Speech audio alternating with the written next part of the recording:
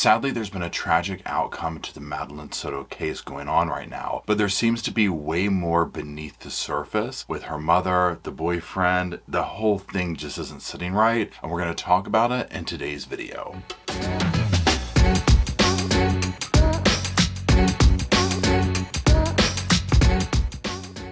Hello, Sofa Squad, and welcome back to the sofa. Sofa's back here. That's our mascot, Mr. Roscoe, who's sleeping, and my name's Paul. Now, as I said, today we're going to be talking about the case that's currently unfolding. The date that I'm recording this is March 7th, 2024, so this is unfolding. New information could have come out by the time that you see this, so just keep that in mind as we go through it. What we're going to be doing is discussing mostly the interview with the mother and the boyfriend. We're going to get to that. Now, we're going to do an overview if you're not really familiar with what took place to kind of get us all on the same page. So just keep that in mind. We'll really be focusing on that and the discrepancies that came up and kind of talking about those. Now, also remember, at the time of this recording, March 7th, the mother has not been charged with anything. I am not a body language expert. I don't know these people. I was not there, right? So that being said, if you do want to follow Roscoe and I outside of here, we're on Instagram. You can check us out on the Instagram. The name is on the screen and it's down in the description below. Now, let's go ahead and talk about like kind of an overview of some bullet points of what took place and how we arrived here. Madeline Soto should have been like a lot of other kids in the morning of February 26, 2024. And that was getting ready to head off to school, probably begrudgingly, not really wanting to go. She had just turned 13, but this would be one of the last times that anybody would have seen her alive. She was blonde hair, blue eyes, living in Orlando, Florida, and she went missing reportedly on Monday, February 26, around 8:30 a.m., but the time of this is very iffy, so just know that. It's also very dicey as to who really truly saw her last and whatnot. We'll get into that as we go. Her mother's boyfriend goes by the name of Stefan Cerns. He said that he dropped her after school close to Hunters Creek Middle School, but not outside of it. Now, the mom says that she didn't learn of her missing until she went to go pick her up from school that afternoon. Now, again, when we watch the interviews, you're going to see the discrepancies in this, but just we're going with this quick little narrative here. So there's a whole day of her being gone. If she really was missing, this would have been a whole day for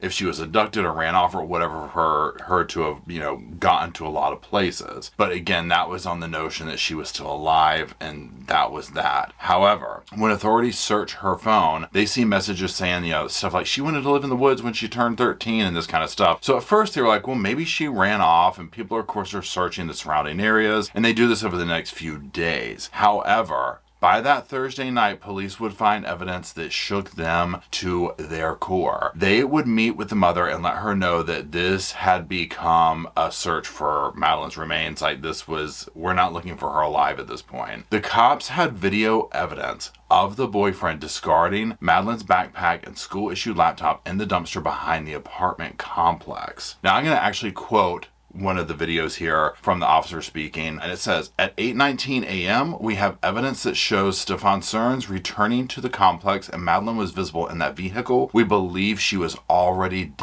at that time. So this is 8:19 a.m. Keep these times in mind. Now, before her body was found, the mom's boyfriend, he was arrested and charged with, basically he had images and things on his phone that let them know that he had been doing things to her for several years. So this is obviously bombshell, but they were able to get him charged on this, arrest him, and they're holding him. He's been moved to the Osceola County Jail, and he is being held on those charges. Now, again, at the time of this recording, he is considered the prime suspect, but he has not been charged with what happened to her. Now, by Friday, her was found in Osceola by authorities searching the woods off Hickory Tree Road. This is like about 4 days after she was reported missing. Now, let's talk about a few different things with this. And again, we're going to be looking at interviews and stuff like that. But I want to first round back out to the interview, or let's actually round back out to one of the statements by the police. I'm going to quote it again. We have video evidence that shows Stefan Cerns discarding items in a dumpster in that apartment complex in Kissimmee at 7:35 a.m. on Monday, February 26. Okay, so again, just keep these times in mind, right? Because we're gonna break it down as we go, and at the end of the video, we'll talk about it more in depth. First of all, what I'm gonna do is look at a few clips from the press conference to get a little bit of a timeline according to the police. So let's watch that first clip. Last night, detectives from the Kissimmee Police Department met with Madeline's mother, and they had to tell her the very devastating news that although we have not found Madeline, we are now confident that she is. Again, this is horrible news for anyone to have to deliver to the parents. Keep in mind, well, first of all, there's two different things here. The boyfriend allegedly knows what happened, right? Questionable if the mother does, we'll get to that. Regardless of what we know that the boyfriend was doing awful things to her, right? So he already knows that something's like that going on. If we find out the mother didn't know or whatever, this is not news that anybody wants to have to deliver, especially after something that goes on like this. And, it's this 13-year-old girl, she's missing, the nation's looking, the whole 9 yards, right? And it doesn't really matter if the whole nation's looking or not. It's still awful when any child goes missing and you have to deliver this tragic news. Our detectives have determined that Madeline was never dropped off on the morning of February 26th near her school. Instead, we believe she was already at the time and that Stephen Stearns moved her body in the early morning hours on that day. Okay, keep this in mind. She was never dropped off. We believe she was already. Keep this in mind for when we watch the interviews, okay? So that's all. Let's go to his next little clip. We just got a couple of the interview. We have video evidence that shows Stephen Stearns discarding items in a dumpster in that apartment complex in Kissimmee at 7:35 on Monday, February 26. Detectives later recovered Madeline's backpack and her school-issued laptop from that dumpster. Again, keep all these things in mind as we watch this. The laptop, the time, all that type stuff. When detectives are able to pull video of a parent, guardian's boyfriend, girlfriend throwing a child's personal items away in the garbage behind their apartment complex. Cannot even. It's not good, okay? Clearly we know something very, very bad has happened at this point. At 8:19, we have evidence that shows Stephen Stearns returning to the complex and Madeline was visible in that vehicle. We believe she was already at that time. My God. I shudder to think what the poor little thing went through. I cannot imagine. Now let's watch a clip that kind of goes over and talks about these charges and what went down with Stefan and these, what he's in jail for. Newly released court documents revealing more details in the case surrounding 13-year-old Madeline Soto.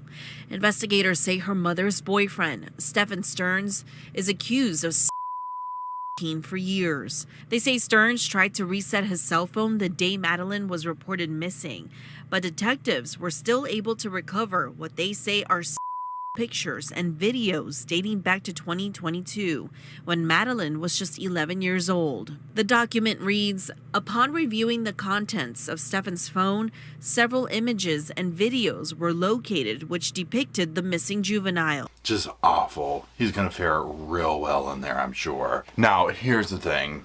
Bless the little girl's heart for what she went through. This is her mother's boyfriend who's clearly doing awful things to her, right? So keep this in mind as we move forward. And again, we're getting ready to watch the interviews now. I just want to get this backstory, kind of what we know, to paint the picture so when we go into it, we're more informed on looking in the past at how the boyfriend and the mother are acting during these interviews. Because right here where it's he's like, yeah, you can look through my phone, but I accidentally did factory reset. You don't accidentally factory reset your damn phone the day a child under your care goes missing, okay? No. How often do people do that, right? You know what I'm saying? Coincident? I think not. And obviously we know what he was trying to hide, but again, you can't hide that kind of stuff. It doesn't matter if you factory reset it, right? It's like a blessing and a curse, right? As far as privacy goes, it's wonderful to catch people like this, but then it's just for the regular average Joe who just doesn't want their stuff out there, it's it never goes away. Yeah, but again, for these kind of people, it's great. So let's see here. I believe we are ready to watch the interview now. Yes, we are. Now again, what's going to happen is it's going to be the mother and then the boyfriend, and we'll talk about the discrepancies just via what we see, with our own eyes and hear, and then look at a few news clips, because what happens is the same people that interview them come back and say, but then we got this information that is, it contradicts it, and here's how it does. And so we'll look at some of those clips as well. Again, and I'll say this, I am not a behavioral expert. I am not a psychologist. So, and I'm saying this because of this. I want to say, look at the mother's behavior, look at how nervous she acts. To me, I get an energy that I'm I don't know if this is sad or whatever more than scared. Now, that being said, I don't ever want to be one of these YouTubers that's she acted this way and I want to act that way, so you know what I'm saying? Something doesn't sit right with me, but I don't know what it is. And it could be as simple as what it is. Her daughter went missing. She found out that her boyfriend did it and she had no idea, right? We all process everything differently. However, the biggest issue that I have is the discrepancies in what she says. And we'll get more into it as they go, but I just want to kind of put that out there because you see the other cases where people will all latch onto, it was this person, and then it ends up not being that person, right? And again, she has not been charged. My biggest issue is the discrepancies, but I also wonder, and we'll talk more in depth as they come up, is she in a situation of almost like during this time where he's telling her what to do? Because one interview, well, look, he's there, right? He knows basically what happened, right? Just keep that in mind. But again, yes, overall, something is not sitting right with me with the mother. My gut instinct says that she knows way more, and maybe not about what specifically happened here, but maybe things in the past, but again, I don't know. So I'm trying to do the benefit of the doubt here. And if I'm proven wrong, well then so be it, right? Because also, I don't want to think that a mother would cover up for her boyfriend and something like this, right? Like, I just don't want to think that, but it is what it is. Let's go ahead and let's watch that first clip. I feel like I can't breathe. All I keep thinking about is, where is she? Is she safe? Is she okay? Her behavior reminds me, maybe this is one reason why I'm like, of so much. If you follow the case of Classic and Sincere, the two boys that went missing, the adopted parents recently went to trial, were convicted. In the press and the media, they are known as Orrin and Orson. Those were the adoptive names they were given. But the parents, again, the adopted parents, did an interview where the same kind of behavior, the shake, the very nervousness was very present. But again, I've seen other situations where the same kind of thing happens, and it turns out they had nothing to do with it. And that's just how they process their trauma, and it came out. So, there's that. Now, she will go on to say that the family is wrecked. They're all worried. They're all out there doing whatever they can, looking. She never really says that she does, but that's a whole different story right now. Now, when asked when she filed a missing person report, this is what she says. We filed a missing report. We called the police at like 4:45 yesterday, 4:45 p.m. But she actually went missing early that morning, around between 8:45 and 9 o'clock in the morning. She went missing. So keep these times in mind. Again, if you're the parent or whoever, if you're close to it, you're going to be nervous. You're going to be scared. You're going to get time drawn, that type of thing. Knowing what we know from the police, though, I sit here and start questioning, where is she getting this information? And in a second, we're going to continue on with it. But that's a question that I have just so much with what she says, which she'll kind of answer in a second interview. But along the way, I'm like, okay, so who told you this? Did you see this? It's very murky. We had dropped her off close to the school. She wanted to walk the rest of the way. Sorry.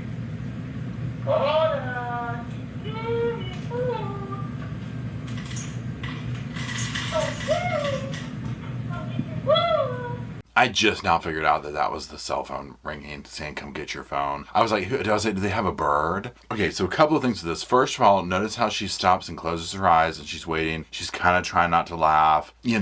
Again, everyone processes stuff differently, but it's just, it's odd, right? But again, I'm not her. My kid's not missing. You know what I'm saying? At this time, that's all she knows. I get that. Again, the biggest part of this is notice the language. We dropped her off. You know what I'm saying? Keep this in mind as we hear her go back and forth with this language. And this is a huge discrepancy for me of, if you say that we dropped her off, I have issues with that because she was never dropped off, apparently. You know what I'm saying? So that's where I'm like, but let's keep going. We dropped her off at school, close to school. She wanted to walk the rest of the way. I'm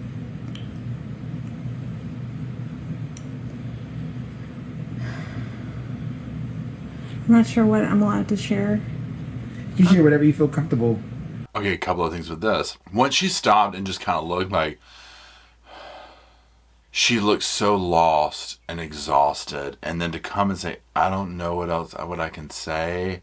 something feels weird. And again, I'm not trying to sit here and say, oh, she did it or anything like that. Anything's up in the air right now, right? It could be she had nothing to do with this. It could be she had something to do with it. It could be she's covering up for the boyfriend.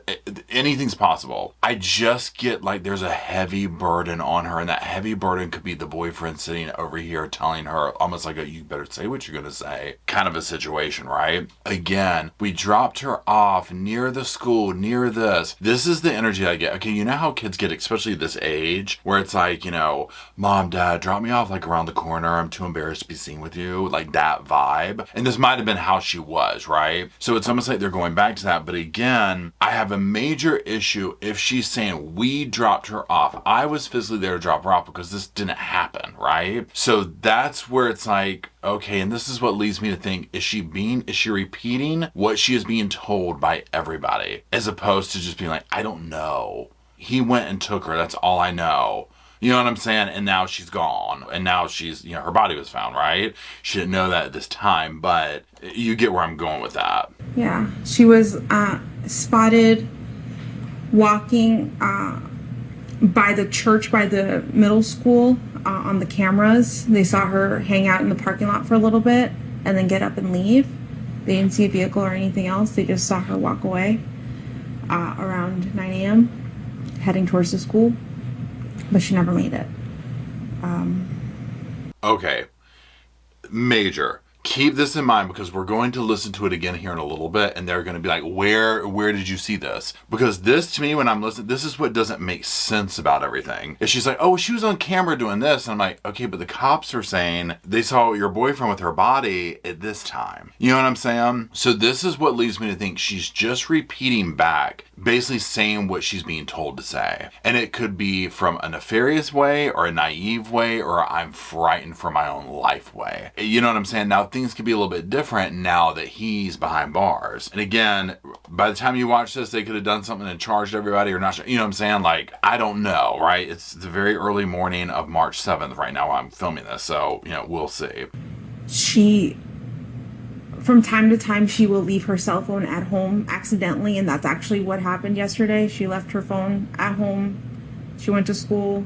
Okay, so this one right here, now clearly we know it would be very convenient for her to not have her phone this morning so it doesn't ping, and the mother will say later, oh, we can't track her because her laptop's gone and the phone was here, and again, it was all set up. Now here's my thing. So I'm thinking 13 years old. Now, number one, I'm thinking, okay, she keeps saying, oh, she's ADD, she forgets stuff.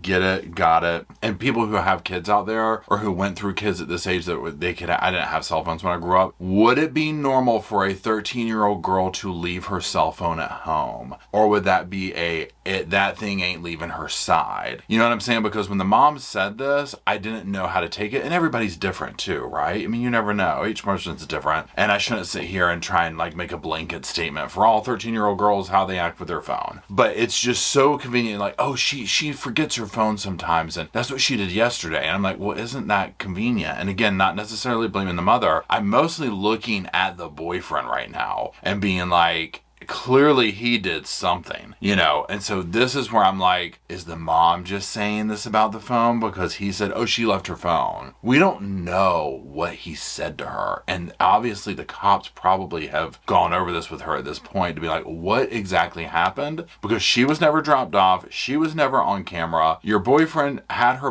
in the car, so what happened when he came in?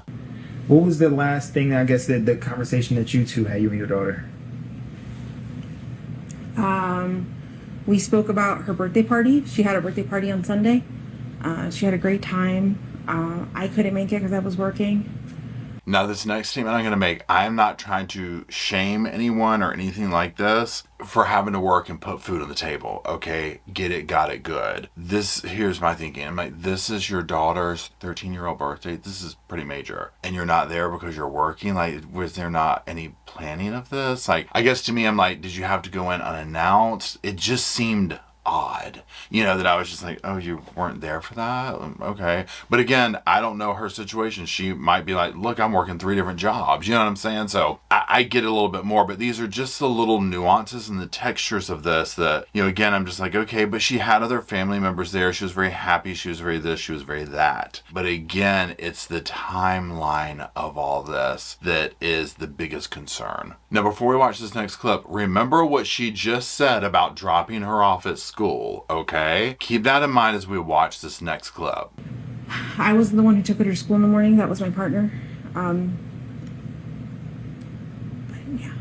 Okay, this is where I'm instantly like, I'm confused. You know what I'm saying? And they're going to talk about this here in a minute in the clips we watched from the news people who interviewed her, because this is where it gets very, okay, who did what? We, I, my partner. You know what I'm saying? Like, it gets it's very cloudy. To me, it's a very black and white answer. Who took her to school? He did. Were you in the car? No. Okay, then there is no we. If it's who took her to school, we did. You were both in the car with her in there conversing to drop her off? Yes. Okay. Got it. Now I definitely have questions. And it could just be as simple as, oh yeah, well, we took her down there. Like, some people might converse in that because they look at themselves as such a unit with the other person. Or, and this is complete sofa speculation, he is telling her to say we. Part of this feels like to me that he could go to her and be like, look, now, obviously, the cat's out of the bag now, right? But before all this went down, he could have been going to her and being like, look, you got to say we did it because I'm a single male. And if they, I'm going to be prime suspect. So if they're like, oh, your boyfriend took her to school and dropped her off, that's sketchy. He's already got, some little stuff going on here. This isn't good. So you got to say that we did it. And if you don't, or else, or something, you know what I'm saying? That's what I'm talking about, is the energy that I get from this, because she's so dancing around things. And it could be like her way of trying to get help, I don't know, right? So that being said, let's just go ahead to the next clip. When did you notice that she was missing? Because this was at the beginning of the morning. She got dropped off in the morning. We did not notice until after school pickup at 4 o'clock when I went to go pick her up, and she wasn't at school. So again, we dropped her. We just said we're back to, we dropped her off at school, after school pickup. So, okay, so there's, again, just the back and forth. Okay, now we're going to watch the boyfriend. Now, remember, at this point, we know he has this stuff on the phone. We know what he's been doing for the last few years to this poor girl, right? We know that he allegedly had her already in the car when he returned, and he threw her laptop and all that stuff away. This is such a study in like manipulation and all the crazy stuff. So first things first, look at how much more upset he is than the mother, right? Just keep that in mind as we watch this. Let's run that first clip. All right, so Stefan, you seem very emotional right now. Explain to us. I dropped her off. Everything looked fine when I drove away. It's the last time we saw her. So, first of all, crying. Listen to this. You seem very emotional. Explain that to me. Immediately comes up with an excuse. Immediately. I dropped her off. Everything seemed fine. That was the last time we saw her. And you see how they both go back and forth with the wheeze. It's almost like he's letting it slip. You know what I mean? That it was like he went. I do not think that the mother was there. I do not think that she was there. I think it was just him. He went out. He did whatever. If anything, she's trying to cover up or being forced to or something like that. But they keep blundering it up by saying that, switching back and forth from the truth to the false narrative. What were the conversations that y'all had in the car when you dropped her off? Not much. She was asleep for most of the way. Told her have a good day at school when she got out, and I love her. She said thanks, love you too.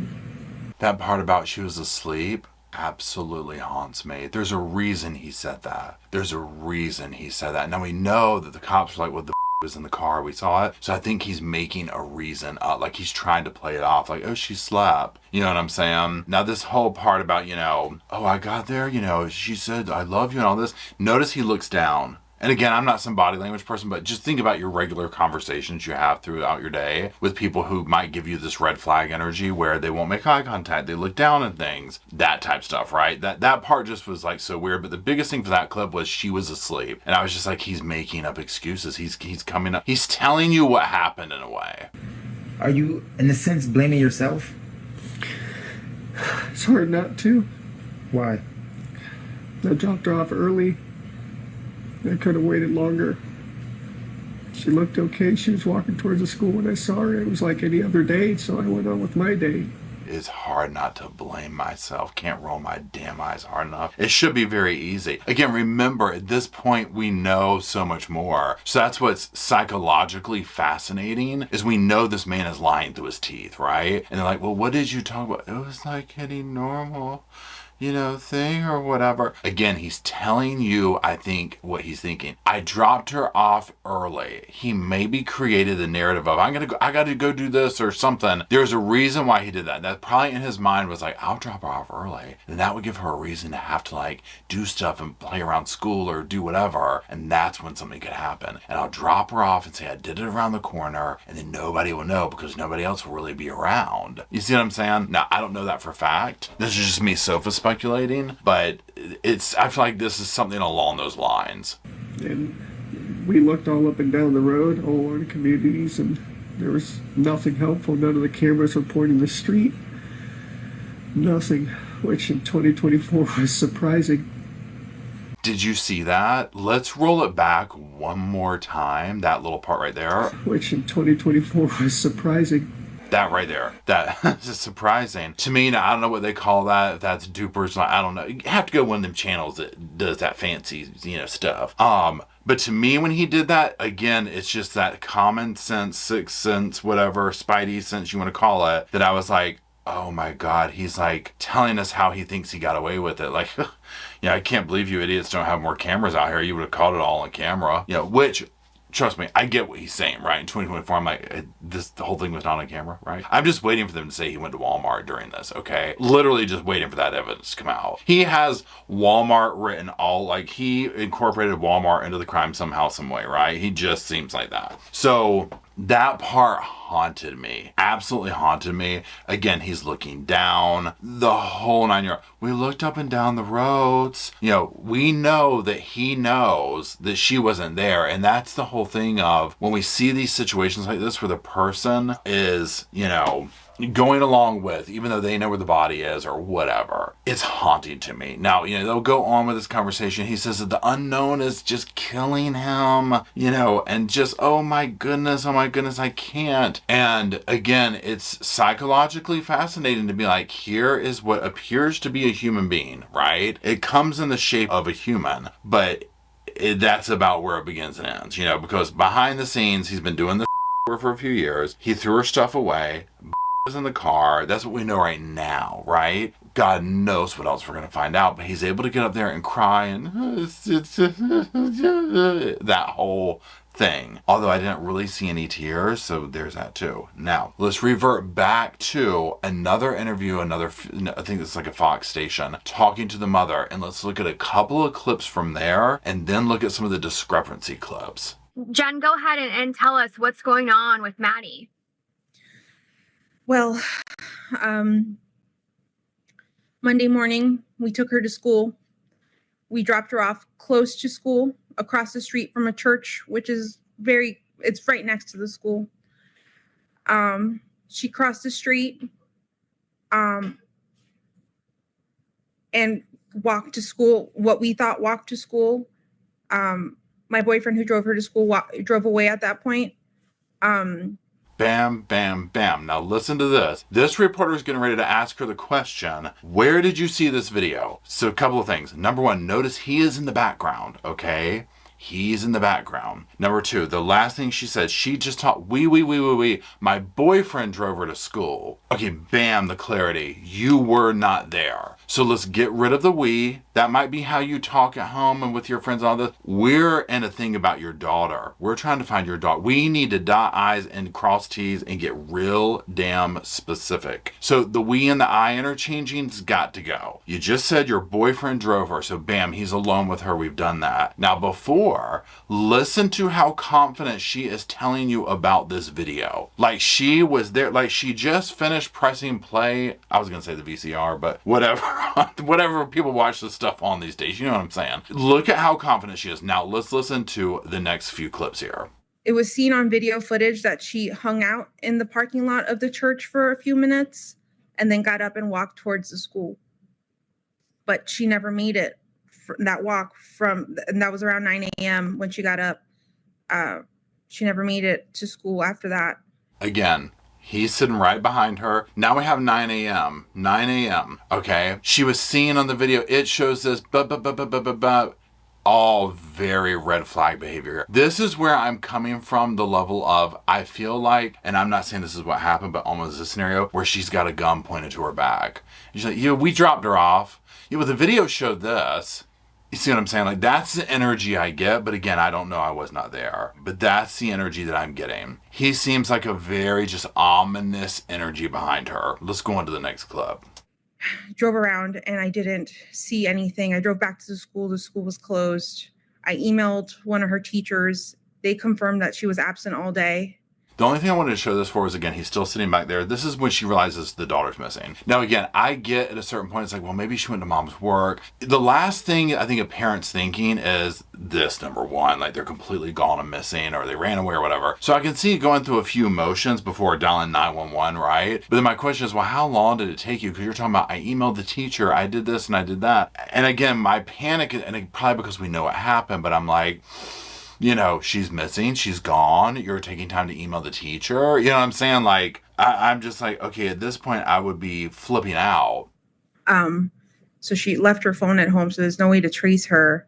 They tried tracing her school laptop, but that's off, so it's not pinging to anything. Now, again, I was looking in the back behind her for the boyfriend to see if his head moved or anything, talking about that laptop, because at this point, he knows he threw that away. And she's talking about it, and saying like, and she seems normal like that, like she doesn't know about that. You know what I'm saying? So I think there's this level of, I'll be very interested to see what comes out with her, but we'll talk about that in a second. Let's watch this last clip. And with the video that you were able to see whenever your boyfriend dropped her off, where was that? Which video? Was that a surveillance camera? It was a surveillance camera from the church, Peace Church, right next to Hunters Creek Middle School. And do you have that video? I don't have that. They didn't show me. They wouldn't show me. It was actually, my sister was the one at location, and they were letting her know what they saw on camera.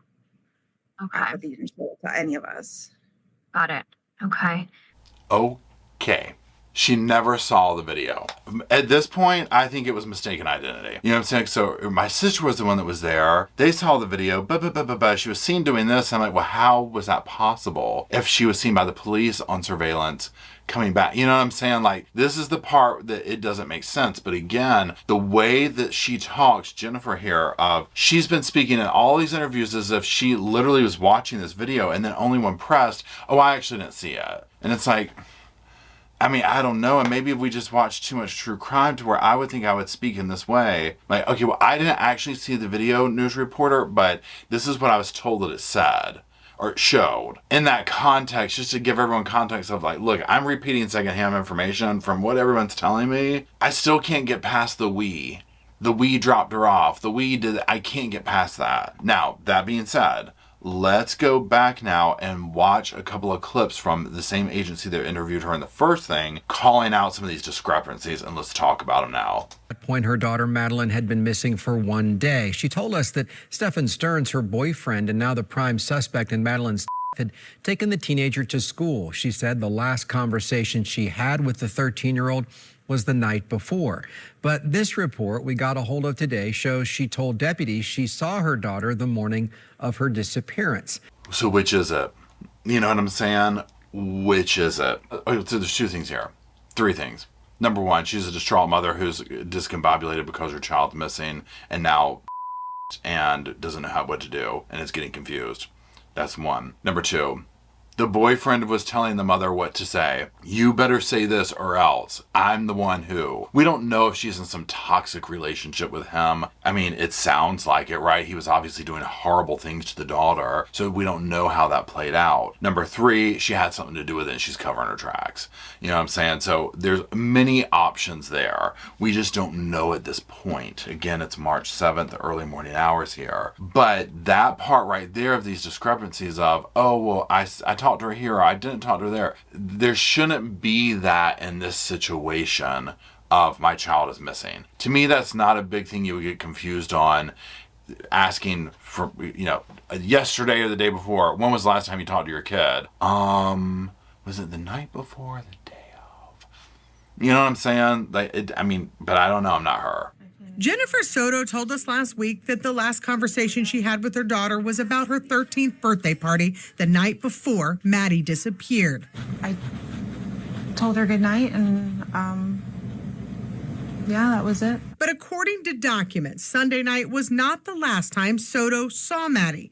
New documents show that Maddie's mom told deputies on February 26th that she saw her daughter getting dressed for school at 8 o'clock that morning, and that her boyfriend then took the teen to school.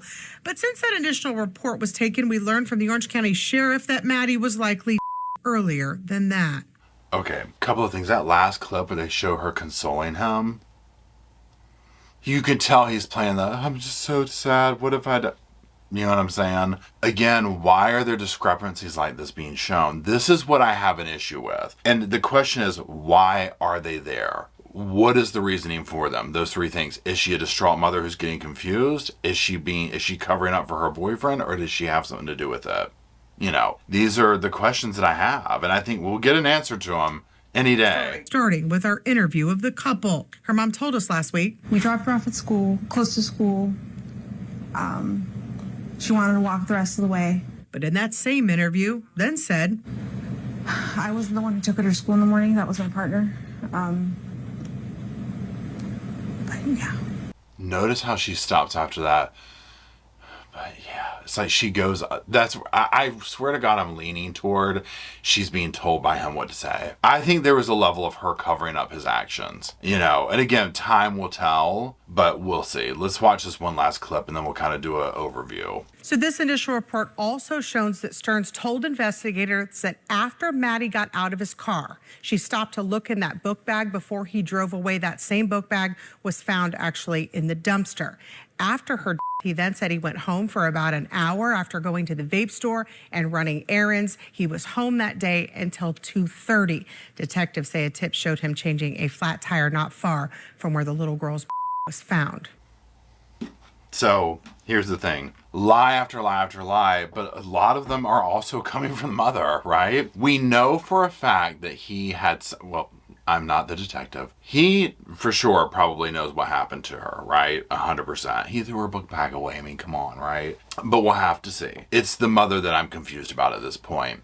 And again, I don't want to think that a mother would cover up for her boyfriend. I don't want to think that the mother would have something to do with this. I don't want to think those things, but they have to be on the table, right? And also, it's an option of she's just confused. I do have concern with how much he's playing up this role, like, oh my gosh, come console me, baby. You know what I'm saying? And like she's over there like with her arm around him, and I'm not getting the same, and again, I'm talking about a split second on screen, right? I'm not there, but I'm not seeing that vice versa of, she didn't seem that upset during these interviews. And again, we all process our stuff differently, so there's that. It's just overall, I'm getting the ick off the mom and the dad, or the boyfriend, I'm sorry. Clearly the boyfriend, right? We're going to see charges on him any day, right? Literally any day. Like, they've got him where they want him. They're just getting an airtight case against him. I mean, it's without reason to say he probably is the one who truly her and did something with her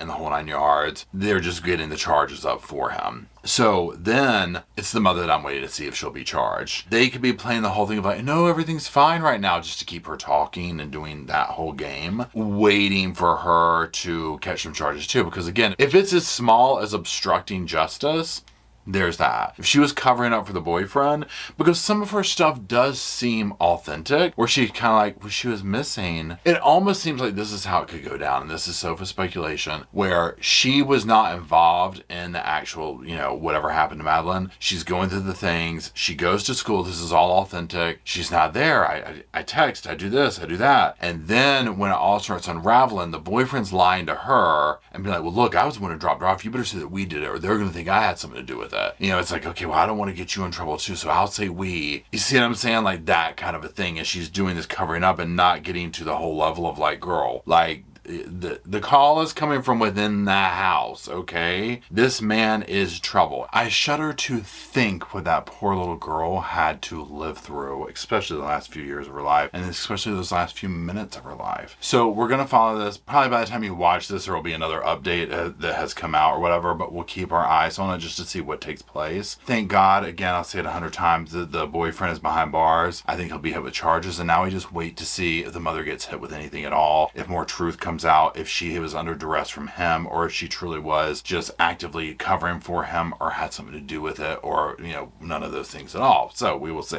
That is it. So I do appreciate if you're still watching. Thank you very much. Mr. Roscoe is still sleeping, but does ask that you drop some sofas in the comment section for him so that we will have a place to come down there and sit and converse about this case and others. And until we do that, we'll see y'all soon. I just wanted to say thank you again for watching the whole video, and also thank you for being part of the Sofa Squad. Special thanks to all the Patreon members, channel members from both of my channels, everybody who likes, shares, subscribes, comments in the comment sections. It helps the channel out so much. Now don't forget, I do have that other channel, the podcast channel. That's where we go live, we hang out, we talk. We have kind of sort of a schedule, but just be sure and check it out. I'll put it up here on the screen. Also, if you're looking for merch, be sure to check out my Teespring store. I'll put that up here. And then, like I said in the beginning of the video, if you want to follow me and Roscoe on the Instagram, go on, check it out. It's right here on the screen again. But once again, thank you very much. I really appreciate you being part of the Sofa Squad, and I'll see you in the next video.